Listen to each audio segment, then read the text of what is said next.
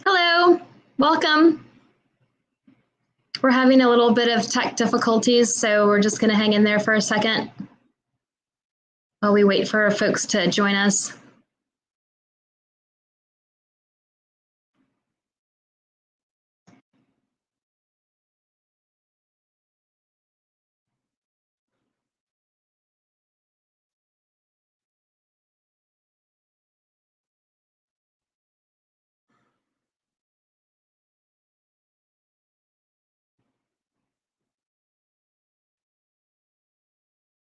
Hello, we're just waiting a moment. Welcome.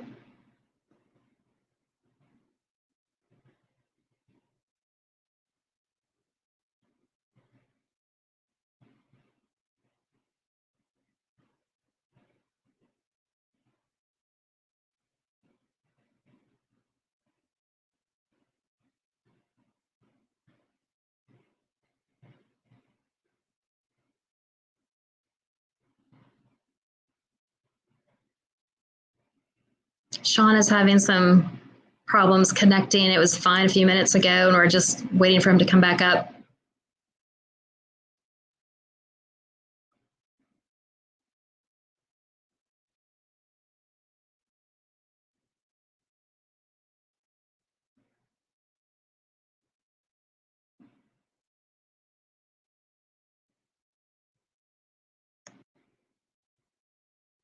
Okay, well, as we wait for him, I'll go ahead and start talking. I just wanted to thank everybody for being here tonight and joining us. Uh-oh. Everything just came back. Hi, Shawn. Okay, I'm gonna mute you for a second. Please do.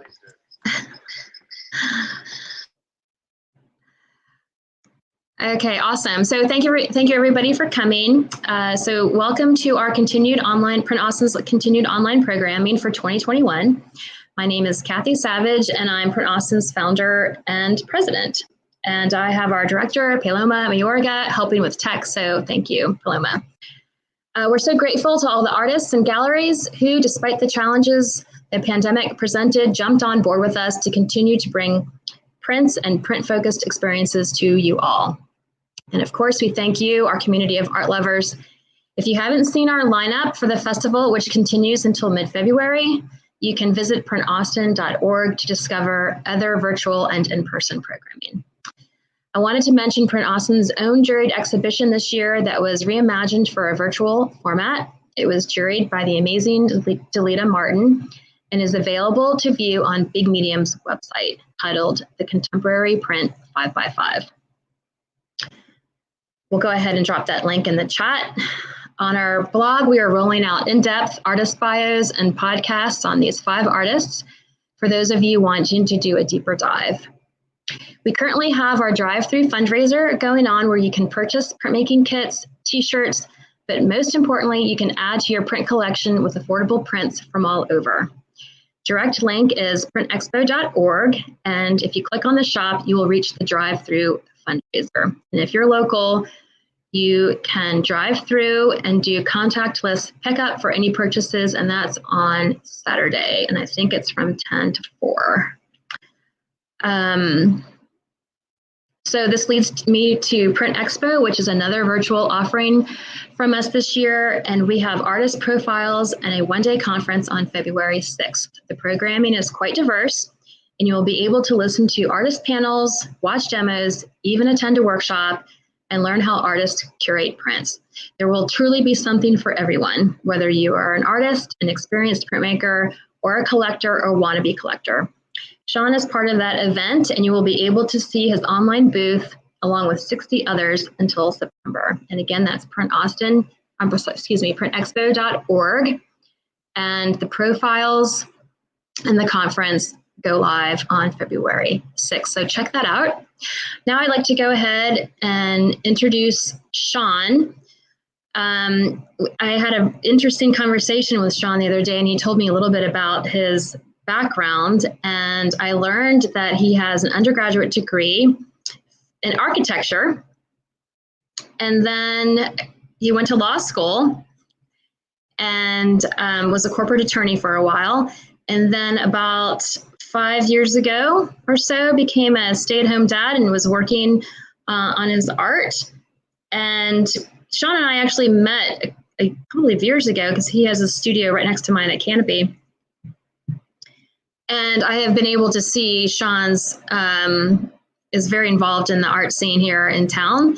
And we were delighted that he was part of Print Austin this year because I know you as a painter, and now you're doing a lot of different paper folding, which we love to hear about. So I'm going to go ahead and vacate the screen and hand this over to you.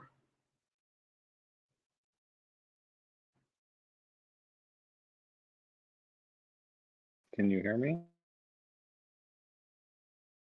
I think I am mute now. If anybody, I wonder if anyone can hear. We've been having some Wi-Fi problems, and so I don't know if you can hear me, but if so, it looks like we can. I'm very excited to be part of Print Austin, and what I've prepared today is to basically walk you through my explorations with print. And what I've been doing is creating collage work with print as a baseline. Hold on one second and see if I can figure out what's going on with the chat. We can hear you just fine. Good. Awesome. I can't see anyone else, but I'm going to just fake it. Thank you very much. All right. We had two cameras, but I can just move and go. The impetus or where this work came from were ideas trying to duplicate icons. And these are icons from my youth, things from old comic books.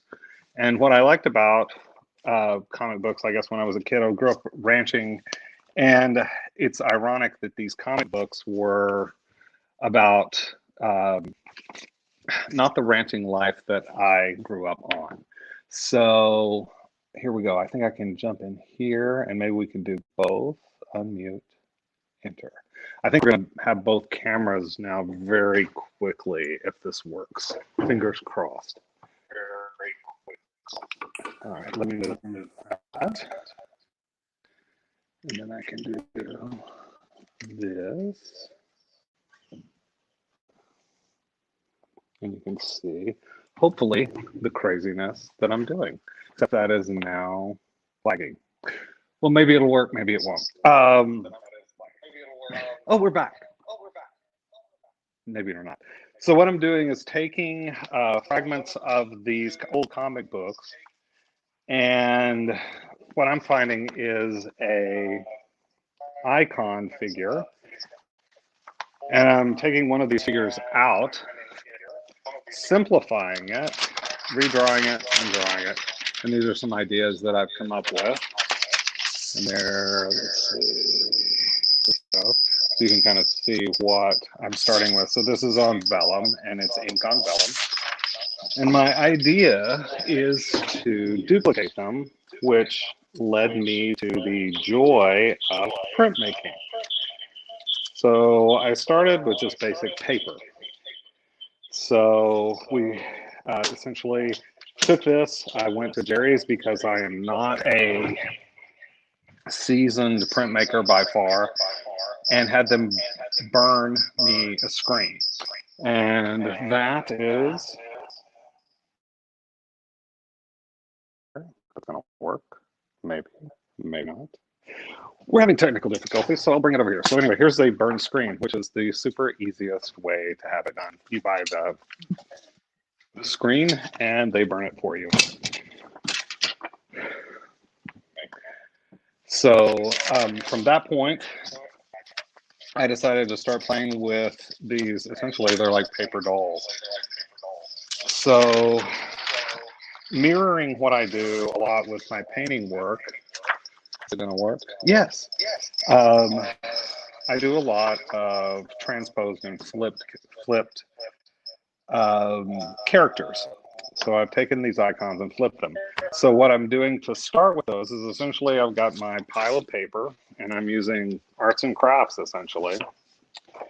And I went to Michael's, got random stencils, and started coloring. Essentially, it's not very challenging, but filling them out and doing layers. So from that point, take them,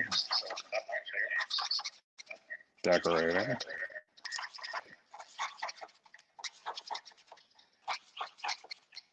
So hopefully we'll catch up with this.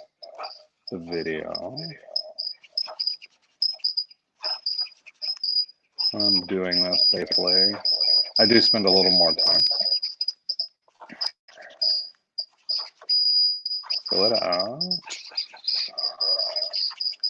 And I've used markers, Post-it pen, paint pens, paint itself, graphite, all kinds of things. But the idea is to create an interesting background, adding another layer of dimensions. For me, the dots are a lot like the pixelated halftones that come from the print. And essentially take this, put it into the screen, line it up, put my ink on, screen it, and end up with this idea. So I explored this for a while, adding dots, adding patterns, and took it to a different level, looking for other materials to utilize. And for me, I've enjoyed exploring this idea of a figure as a geometric puzzle, I guess is a good way to put it. So this is a similar, it's a flipped character. And what I did is I took wrapping paper, which looks like this. Hey, Shawn, we were Yes. thinking that maybe if we turned off one of the screens, that the feedback would be better. Hey, if it works, I appreciate it. Okay. Well, so right now we're just seeing the one that's facing down at your work. Okay. And we'll go with that, and then I can always switch back and forth if you need me to do that for you. Hey, if whatever works. This is n equals 1. We were walking in the prelim, but apparently the Wi-Fi isn't going to play with us this afternoon. Well, how about we turn on, why don't you choose a device, maybe the one that's overhead, Okay. and turn off your iPad. Bye, iPad. Let's see how that works. Bye-bye, iPad.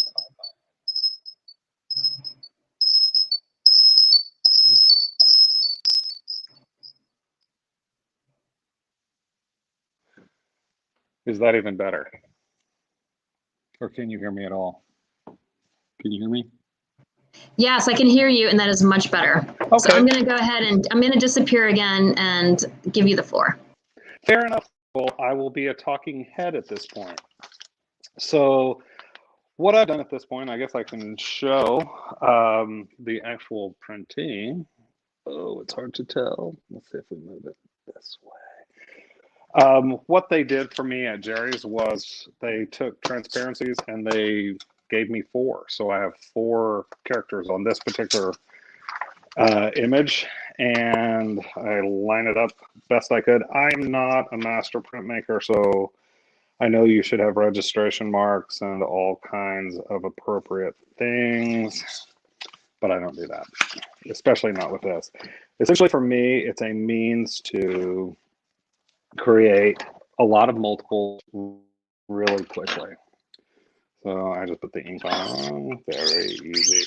Again, I'm not a master printmaker, but the nice part about it is it's not a huge investment, and it's not hard. They burn the screen for you.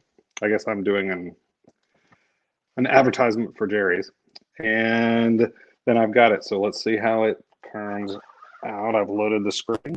I have messed up because I didn't do that part. So let's see what we got. With that, and I think we probably did. So we've got our duplicate, which would be the same as this. So essentially, I've got 2 layers. I've got the paper. I've got my geometric detail, and from that point, I can let this one dry or add on to it. Or once it's dry, I could cut it out and integrate other patterns and figures with this. So you can see you can silk screen on almost anything, which is one of the amazing things I have figured out. This is another piece of gift wrap. I'll lay it out. Let me load my screen. Hopefully it will go. Again, I am not, technique is not my forte, but I am learning. It's been a fascinating, fun process. So taking that, I loaded my screen, drag it across. You can see where it didn't go. I'll get those, set that off, and we'll see what we got. Be a little full. So again, same concept, but I'm taking these graphic images that I have reconstructed and adding different layers of background on top of it. Another thing I've done to take it to yet another level, I guess if you're not bored enough already, again, fun and games from the craft store, a circle cutter. I'm going to cut my circles because I don't like to cut out circles. I say use the tools you can find if you can find tools that work. And again, get some ideas. So I would take that. Let's find another fun color. This is just astrobrite paper. It's pretty color fast. Framing it up, I talked to the framer. They recommended using not non-glare, not museum glass, but conservation glass to stop the UV. So I've taken pieces and parts of different types of paper, and where'd it go? I use the old crafty glue stick, and I'll show you kind of what happens when we do this. So again, you can take patterns, paper, all kinds of cool things. The cool thing about the silk screen is if you lay it flat on top, you end up with the image on top of go. This is, unfortunately, I do, and not fortunately, unfortunately, I do enjoy arts and crafts to some extent. Hey, Shawn, there was a question that I thought would be a good time for us to ask, and that is, throw it at me. Well, since you're promoting Jerry's, which we love Jerry's. They've been a sponsor of us for years. No, we love them. We love them. So there was a question as to how much it costs for you to buy the screen and get it burnt. And so maybe since you probably recently did it, you might have an idea. I think it was, well, is there a number on the screen? I think the screen was $30 to $40. And I think it was $30 or $40 to have it burned. And just if you are going to go give it a try, I like the idea that it's something that's relatively simple to do. They request 2 transparencies, and what I did, again, outsourced everything I could. These are the transparencies. So I did my, oh, please don't make a mess, Mr. Shawn. Okay. That's the only part I don't like about this, is it takes just a second to dry. So I've got my dude flipped, my original dude, made a copy of him, and then flipped him. Here's a different one, but he's the same. It's got him flipped, and then I had them make 2, and I just went to Office Depot, which is right across the street. So apparently I am advertising for them as well, and had them print for me 2 exact copies of each of these 4 images. And then I take those over to Jerry's, tell them, they look at them and say, make sure it's good in black, and they think it'll give me a good image. They lay them out, you give them a diagram to show them how they lay it out. And I think they had it in like 2 or 3 days. So it was relatively painless and relatively inexpensive, because essentially I've got those 4 images, so I can do a ton of duplicates. And with these duplicates, I can create a lot more a base collage material. Does that help? Yes, I think you answered her question. And then well, she also said she loves the colors. They're so vibrant. And so anyway. Well, that's very kind. I'll take a compliment. I like, I have a thing for bright colors. I think, I don't know, it must be the antithesis. I grew up in a little town in West Texas called Monahans, and I think everything there was sand colored. Everything was sun scorched and burnt.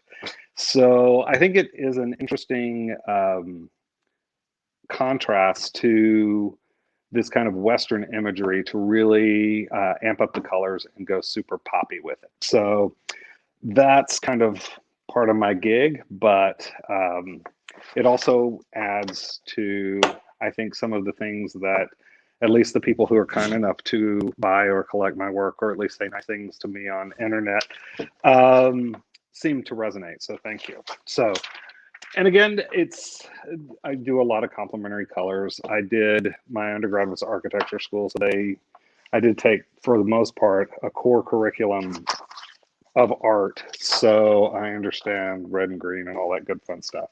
But for example, I can take these. I think that'll be good. Maybe I'll add some more. Or not. But I guess what I'm showing is this is just glue sticked on, and I'm doing an ad for Elmer's Craft Bond. What I like about the glue stick is it seems to stay really well, and it doesn't curl the paper. So I'll throw one of these on here and see what we get. Let's load this up again.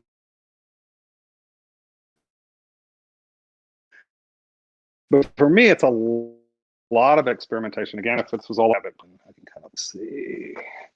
But let's load the screen up.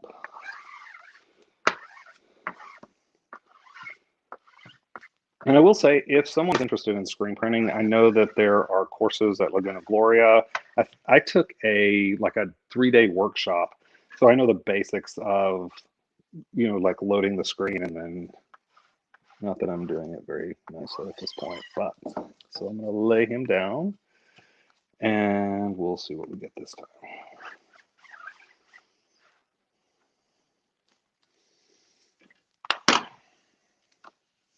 So exciting. So you can see I needed to tape off and play the games here, but you can see what you're starting to get by playing some games with the paper itself, with different materials added to the paper. You can also, cut circles and squares on the paper itself. And again, I think these were like $8 or $10 at Hobby Lobby, and it's arts and crafts time. But you can end up with some pretty slick results. And I can show one of them that is finished to give you an idea what's going on. Another thing I have explored, I can show you some examples. Oh, goodness. I'm going to have wet stuff everywhere. I've taken magazines, images from magazines, and let's see if we can see that. Is that better? Yes. So I've taken images from magazines and just silk screened on top of it. This one has metallic paper,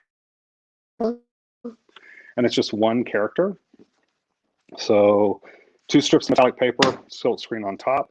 This one has I'm showing you all my fun secrets. This one will show, the next one I'll show, give you some more. So it's got a stencil, and then I also put in 2 of the circles and then silk screened it 3 times. So boom, boom, boom. But again, playing very Warholian, but quick, fun, painless, and I think it turns into a pretty cool end result. Here's another example, and these are just cut pieces of paper, glued down, and then silk screen, boom, boom. Hey, Shawn, there's a request for a close-up, which may be difficult with our current setup, but how's better? Or move the piece a little closer, maybe. I don't know if that's possible. Well, it's fine until it explodes, I think. Let's see. Oh, move my glue stick. And of course, I've lost the cover of my glue stick. How's that? Let's go even more. Better? How's that? Better? Nice. Nice. Fair Yes. enough. Was there a specific one they had ideas, or do they care? I haven't heard so, but I guess Fair if people enough. wanted, I wonder if they wanted to go to your website, maybe you Yes, have bigger images there, and they can take a peek there. they can totally do that. They can look at me. These are all on Instagram at Shawnathon01. And they're also on, a good chunk of them are on my website at bshawncox.com under cowboy cutouts. So, but what I've done here, these are just rectangles cut out, 2 silkscreen, super easy. But I think you end up with kind of a dynamic image, and it's poppy, it's fun. Here is one where I've used markers. So I did a map collage on the back. Then I took my silkscreen with nothing, silkscreen my guys on there, and then I took a stencil. It's not this one, but something very close. Laid it over and then just infilled the stencil with 2 colors. But again, and these are markers, so super simple, super fun. And here, oh, here's 2. Here's one done with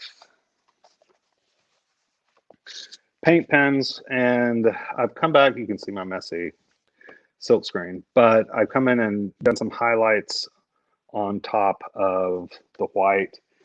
And this one is done with paper. These are paint pens with a stencil, clearly that size. And again, I found a ton of stencils for 10 or 12 bucks. I like the modern feel, and these Daigle colors, I think, work pretty well. So from this point, I'll move me back up. What I've done is, here's a framed piece. So what I've done with it, and I bet we've got glare. What I've done is actually cut the image out. So similar to the ones I showed you at the very beginning, again, this is the same wrapping paper. Done a silkscreen of the single guy and framed it, and then I pinned him so that he is somewhat suspended with a contrasting color on the back.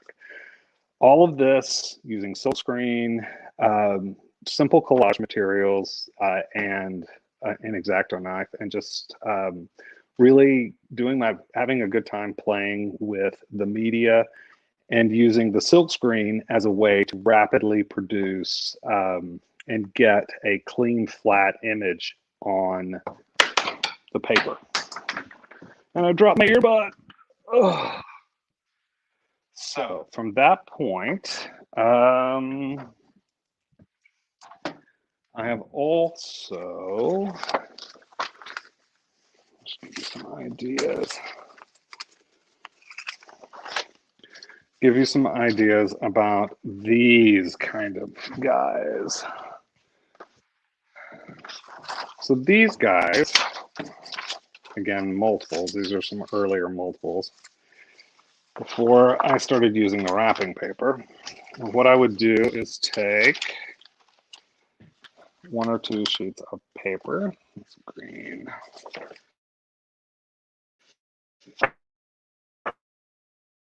And all this is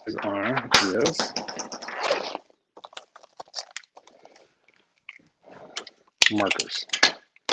Simple markers and paint pens. Coming in, I go and do multiple lines all the way down. Here's an example. You can do whatever patterns you want with the stencils. But what it's doing is giving you different ideas to play with from a collage perspective, and taking and again, using the silkscreen as what it's meant to be, to make duplicates and baseline information and baseline modules for your work. Oops, it's working. Okay, give me a good blue line. Somebody's going to tune in and say, wow, he's drawing blue lines on a green sheet of paper. This guy's brilliant.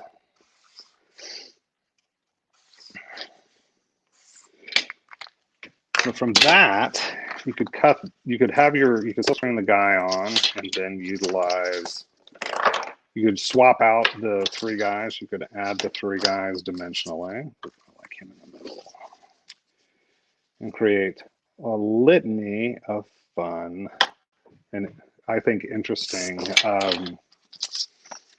games to play with these collage elements. Works the same in this type of way. So very much. It started as an exploration where for me to start playing with these simpler figures and exploring these simpler figures, because initially it was going to be a means for jumping into bigger paintings. So, which I have started, but we're talking about silk screening, and I have not mastered silk screening beyond this. So, oops, that's stuck. But as you can see, these images, especially if they're super clean, can be, I'll show you, they can be cut out. Let me grab an X-Acto knife. And you can, at that point, actually, let me cut this one out. He's stuck. Oh no, I need a drying rack really badly. So these, I mean, again, it's collage games. Oh, that's the other thing I was thinking about. So you can, of course, I showed you can cut them out and interlock them and play games with them that way. Build compositions accordingly. Or just do part or the whole.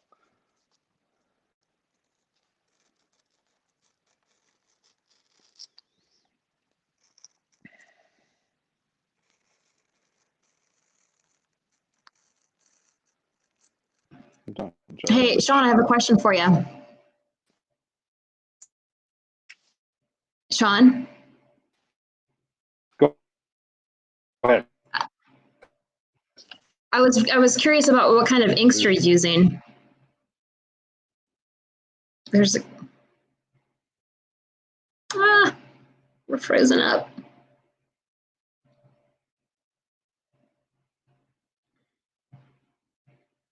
Oh no, we need the, oh, there we go. We're back. We're back. What kind of, well, you know, we're all doing our best in time of COVID. I mean, we don't have our own production studio, do we? Hey, this is slick. This is super slick. So what kind of inks are you using? You have an opportunity to plug another company. I know, maybe there'll be a way. Only the finest Speedball. Excellent. We love Speedball. they're a sponsor. Great. They are great. They're a sponsor of Print Austin, so we love them. Exactly. I guess you're just using the. Yes, you do. And so you're just using their washable ones, or? Yeah. Yes, just super. I mean, what I'm doing is very basic, and it is a means to an end. When I first started, I was using a photocopier, and the blacks weren't what I wanted. So the silk screen, the silk screen also, there's only so many things you can ram through your photocopier, or not your laser printer. Exactly. And that's exactly right. And this is pretty painless. Clean out the screen, move it, do it again. So that is the fun and games that I've been playing with these. And from this, I just cut up more and then start integrating the flip figures, partial figures, different patterns, and create compositions accordingly. That's what I've been doing. Well, how long have you been dabbling in screen printing? How long has this been going on? Oh my goodness. I took a course, it was probably 3 years ago. And I think it was at Laguna Gloria. There's a plug there for the art school there for Austin Museum of Art. And I can't remember the guy's last name, but his name was Matt. Oh, it's gone. Anyway, he used to teach. I don't know if he still teaches there, because I know Jonas teaches there now. Yeah, Matt Rebholz. Maybe it was that no, guy. no, it's not. He's a t-shirt guy, only t-shirt guy.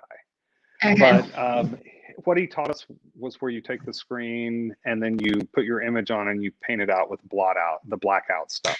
Yeah. So yeah. it's not the Diazo and it's not the go to Jerry's and have it done in 3 days. It's tediously, outline your image, you cover everything.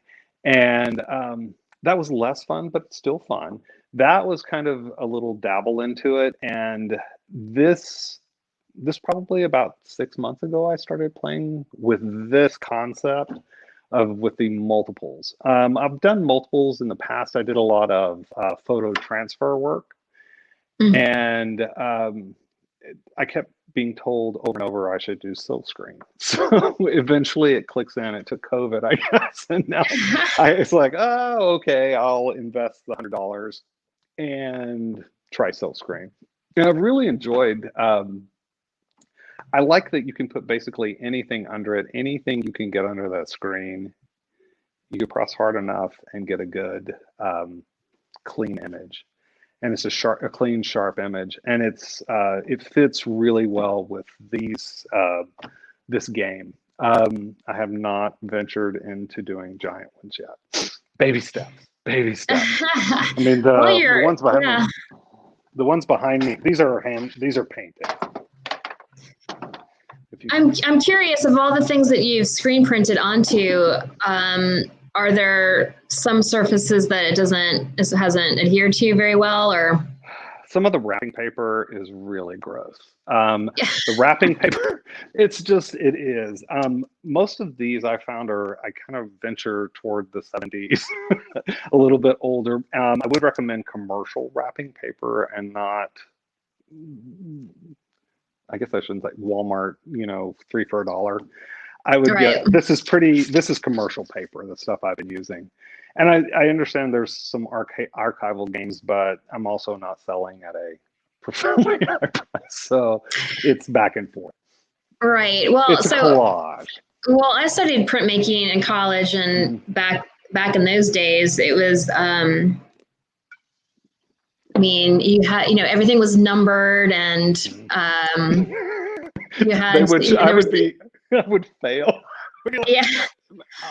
There was a doc sheet with everything. I mean, a lot of emphasis was put on creating an edition so that they all looked like one another. And in the last, I don't know, the last 10, 15 years, I've really have seen a lot of more contemporary stuff out there, and people aren't doing that. They're doing things that you're doing. And I like that. I do. I appreciate the fine art that printmaking is, but I'm kind of that way across the board. I think with all of my work, it's like, that's really great, and I'm going to do it like I want to. The same origami. Well, that's not the origami you grew up with. And I paint on fabric, which is probably not something you're supposed to do.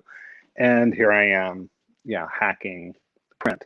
But I think I do think in so many ways that it's awesome that we're able to access, multiples this way. It's like, okay, your work is involved with multiples and repetition and utilizing images, iconic images, and jumping in, and it's accessible, and it's not hard, and it's fun, and it's quick, and you get a good result. So that's the part I find, why kill yourself? I mean, I guess I could sit here and pen and ink slowly each one, but I'm not going to do that. Well, I'm not. Well, print is for the masses, right? We're making enough to be able to. Not going to do that. Your audio broke up there for a second.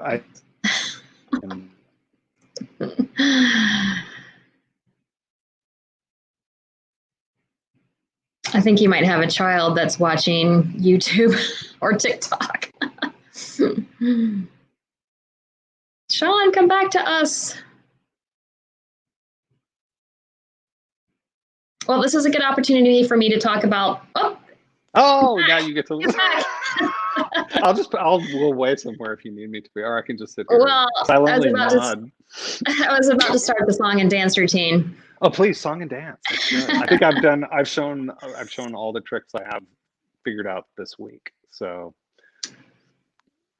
Okay, well, does anybody have any questions that maybe you're dying to ask Shawn? Now's a great time. I am curious, like when you went to architecture school, and yeah, you have to be a creative person to decide to do that. Mm-hmm. And there's a lot of, and I'm just curious about the path. I mean, you've been doing art, but when did it become a bigger part of your life? I'm guessing, That's a fair question. It was interesting. It's always been a part. I mean, while I was in architecture school, I went to Texas Tech, and the art school was adjacent. So that was an opportunity. I could go over there. And from a conceptual standpoint, the expectations that things have, in a way, a rigid functionality from the architectural standpoint. It's like, why? You've got to be able to build it. You could go in the art, and there's still there's a rational understanding of why you do or where it's coming from, but it can be just the art itself. And it was kind of an escape, and I really, really enjoyed it. I did all the coursework for a minor in art, and oddly enough, it was in ceramics, which I thought was super fun. But yeah. So, but the graphic piece of it was always fascinating for me. 1991 was not the best time to graduate from architecture school. With the economy, essentially one of the first things that stops is building. So I was one of those. I was an odd person. I was creative, but I also was in debate and speech and all of those types of activities in high school. And I thought about law school, and I thought that'd be fascinating. Why not? I'm young. I can still do it. It's 3 years of my life. Boom. And it really was 3 years of my life, which turned into 20-something years of my life. But during that time, I would, no matter where I was, I ended up in, like, I'd take plein air classes, or I would go to the local art museum and do workshops. So I was constantly little dabbling in the arts in various ways. When we moved here from Houston. While I was living in Houston, they have a great art school, Glassell. Yeah. And I took night classes there, and my wife was also doing the same thing. She's a doctor, but she was doing the same thing. It was interesting. Her background was more photography, but it was, she went through the core classes. I was doing painting classes, but that's what we would go do. And even when we moved to Austin, we had a kid, and then there was like 4 years of nothing except kid. And once that stopped, I started going to plein air. There's an artist in Idaho that I've done several plein air weeks with, just kind of workshop, and slowly doing other things. Like, there's an encaustic class. Okay, I'll go do that. And that's kind of the Christmas present, but it's grown phenomenally. I actually did a etching class, one of the copper etching classes at Flathead. Was fascinated by nice. Right. It was awesome. Catherine Brimley? Brimberry. Yeah, she was awesome. And it was fascinating that I took sketches from my thesis project in architecture and made those into Shinkolay prints. They were so wonderful. It was. So it kind of all comes together, but it took a long time.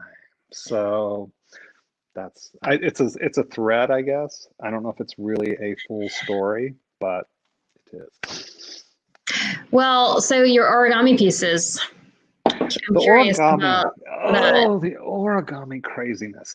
The origami started, I did a lot of collage work, and I think that is what this is like collage, making collage material with overlays. And the origami came from an idea of dimensionalizing, trying to bring that collage into dimension.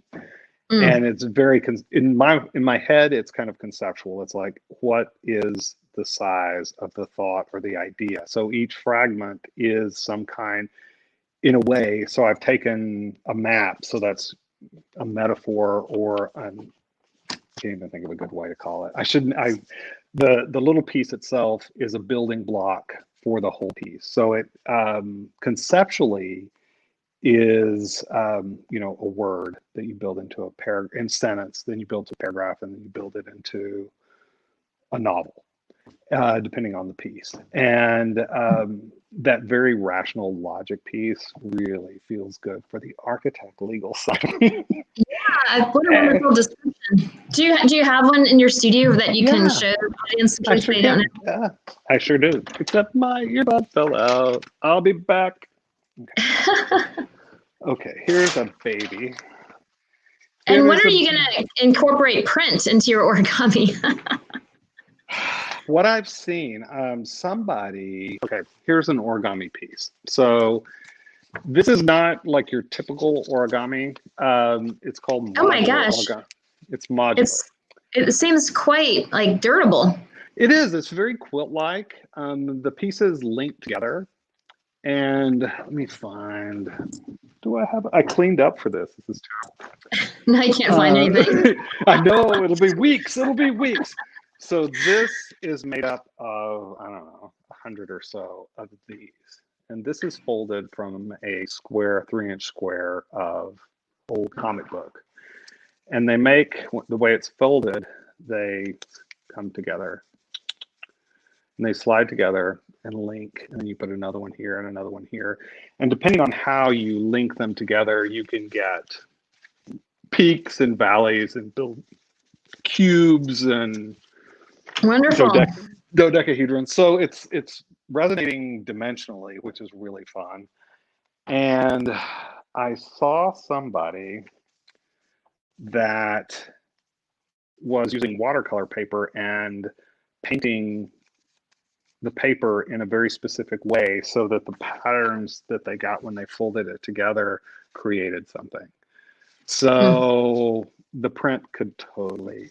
So it's a module, and what I've had fun playing with is add these patterns, the stripes, the diagonal stripes, do create. I mean, it creates a pattern, and it's a pattern on top of a pattern, and then when these pieces, depending on how they're linked together, they either make a triangle or a pyramid, or they stay flat.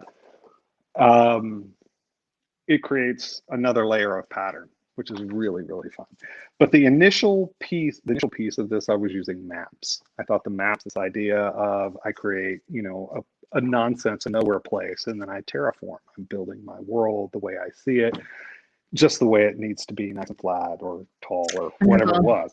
So it was super. That's the impetus for those pieces. They're up in Georgetown. There's 6 of them up in Georgetown right now. At the Georgetown Art Center till February 14th. Valerie Fowler, Donna Lewis, and Mina Matai are also in that show. It's all of us have used paper in a different way. So, Wonderful. Wonderful. Yeah. Do you have any other shows that are coming up besides the Print Expo that you're part of? I know, I'm doing Print Expo. I'm supposed to postpone from last year. At the Doherty Art Center. I think it's probably going to get pushed again because of COVID, but it was rescheduled from May, which would have been west of last year, and it was supposed to be rescheduled. It has been rescheduled to west of this year, and I think we're going to shift to the All-City Austin studio tour from there. And then God only knows. If anybody's dying to show me, please just send me a DM. I'll send you work. But until then, I'm going to be rapidly, the Doherty especially, I'm the front gallery. So I have many large paintings that need to, it would be really nice if I mastered silk screen on a giant scale. But those are actually, it's a painting show is what they accepted. There will be some folded pieces in there because it works. The concept behind it is manifest destiny and cowboys and the iconography of the West, and whether or not Wonderful. that's so true or not, that's for you to discuss and think about. So anyway, there you go. That almost hurt. Well, this has been a wonderful conversation. I thank you so much for doing this. Oh, I guess honored. is there any like final questions that we might have? Now's the time. I appreciate those of you that stood, kept with us while we figured out the audio. Yes. Thank you. So thank you. I appreciate it. I tried. I blamed my kiddo, but I don't know if it was her. You have to quit. You have to quit watching YouTube. Right. Yeah. It's funny because when you let one off, I was like, his child's probably on YouTube or TikTok or something. That's exactly what it is. I'm like, 30 minutes. I need 30 minutes. That may have been when it died again. I don't know. Because she'll set Alexa timer and at 30 minutes, it's back on. Funny. Well, I wanted to point out, like, this is our expo guide, and let me try and get your page up here. But this is like a mini catalog that has all of our expo artists. And there we go. I landed on it. Expo artists in it. This is no, it's not that one. It's hard to maneuver this. It's cool. It's a cool one. Yeah, and so we have about, I think it's 60 artists that's in this little catalog. And if you are local, we are handing them out at places, but we don't have a complete list of where they are yet. And you can go to printexpo.org to pick one of these up, and we can ship it to you for $5, or you can go to our drive-through fundraiser on Saturday, and we will open your window. We'll throw one in. COVID free. Exactly. COVID free.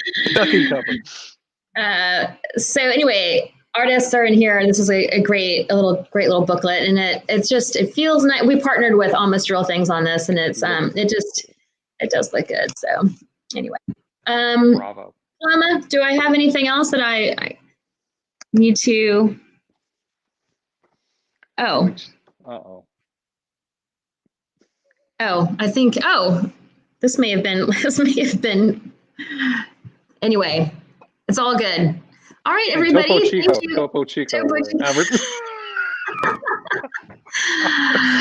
All right, everybody. Thank you, and I guess we'll see. We have another demo next week at this time, and it's relief printing on the letterpress with Kat Hartley. So go back to printaustin.org and you'll see information about that. All right, Shawn, we'll see you around. Hey, thank you so much. I appreciate it. Bye-bye. Bye.